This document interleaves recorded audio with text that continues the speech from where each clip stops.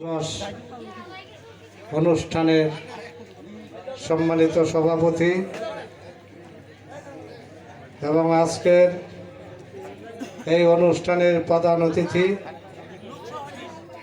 জনাব মহাসিন, আজকের অনুষ্ঠানের উদ্বোধক জনাব নুরুল ইসলাম, আজকের এই অনুষ্ঠানের সভাপতি ডাক্তার মোতালেব, আমাদের মাঝে উপস্থিত আছেন আমাদের বাংলাদেশ জাতীয়তাবাদী দল বিএনপির নেতৃবৃন্দ,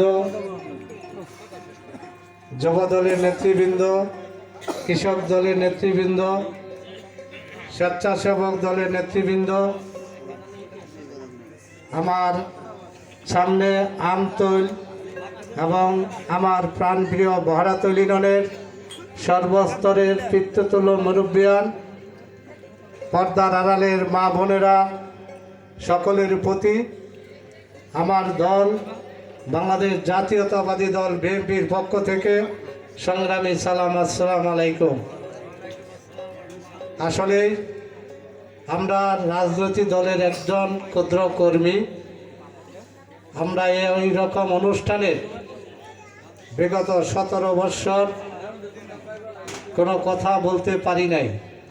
আপনারা জানেন, বিগত 17 বৎসরে যারা রাষ্ট্রীয় ক্ষমতায় ছিল, 15 বৎসর একটি স্বৈর শাসকের হাতে বাংলাদেশ জিম্মি ছিল। সেই স্বৈর শাসকের হাত থেকে আমরা যারা বিএনপি পরিবারের সদস্য, আমরা এই 15 বৎসর আপনাদের ভোটের অধিকার ফিরিয়ে আনার জন্য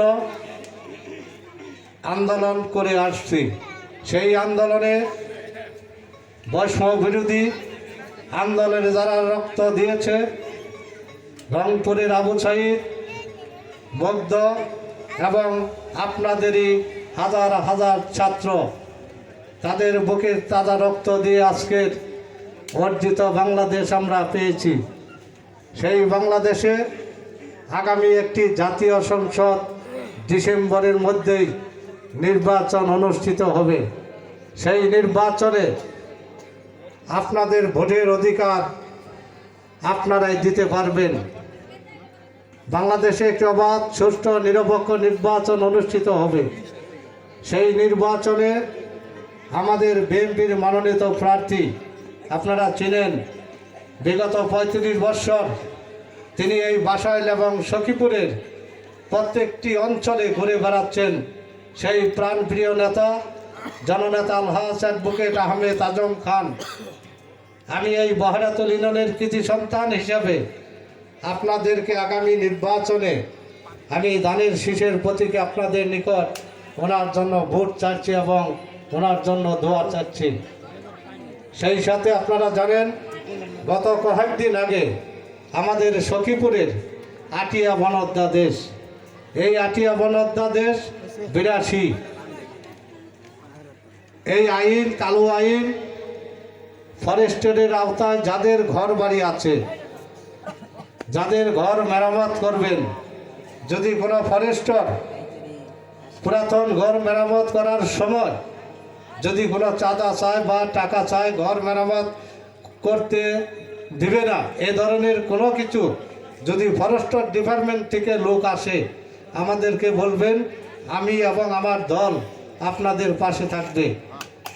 সেই সাথে আপনাদের আরও একটি উদারত আহ্বান জানাই, এই বহরাতৈল ইউনিয়নের প্রত্যেকটি অঞ্চলে আপনাদের সোচ্চার থাকতে হবে। কারণ বর্তমানে যুব সমাজ, যারা যুব সমাজ ছাত্র ইয়োবা ঢুকে গেছে। গত রাত্রে আমি এই বহরাতৈলে কোনো এক জায়গায় প্রশাসনের লোক দেখেছি। এই জন্য আপনারা যার যার ছেলে সন্তানকে হেফাজতে রাখবেন। কারণ বাংলাদেশে অন্তর্বর্তী একটি সরকার, ডক্টর ইউনূসের সরকার, এটা বিএনপির সরকার নয়। আগামী জাতীয় সংসদ নির্বাচন, ওই নির্বাচনে আমি মনে করি আগামীতে বাংলাদেশ জাতীয়তাবাদী দল বিএনপি ক্ষমতায় আসবে।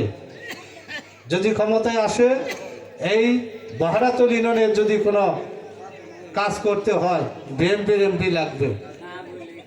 আপনারা কাদের সিদ্দিকী সাহেবকে ভোট দিয়েছেন, ওনার বাড়ি কালীহাটি। শওকত মোমিন শাহজাহানকেও ভোট দিয়েছেন। আমি একটু টাইম নিতেছি, যেহেতু আপনারা মন খারাপ করবেন না, আর 1-2 মিনিটের মধ্যে শেষ করব। ওনার ছেলে জয়কেও ভোট দিয়েছেন, জওহারকে ভোট দিয়েছেন।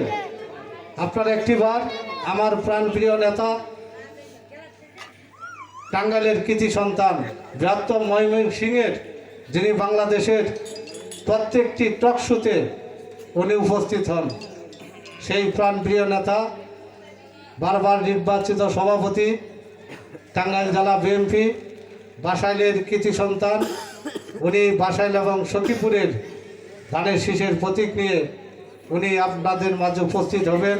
আমি আবারও ওনার জন্য ধানের শীষ প্রতীকে ভোট প্রার্থনা করে এবং আমার প্রাণপ্রিয় বহরাতুলবাসীর নিকট আমি দোয়া চেয়ে আমার বক্তব্য এখানেই শেষ করছি।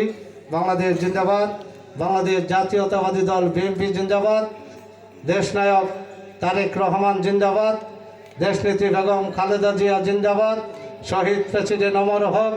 আগামী দিনে বাসাইল সখীপুরে যিনি নির্বাচনে অংশগ্রহণ করবেন, আমাদের জননেতা আলহাজ অ্যাডভোকেট আহমেদ আজম খান জিন্দাবাদ। আমতলের সর্বস্তরের সবাইকে আমি ধন্যবাদ জানিয়ে আমার সংক্ষিপ্ত বক্তব্য এখানেই শেষ করছি। আসসালামু আলাইকুম।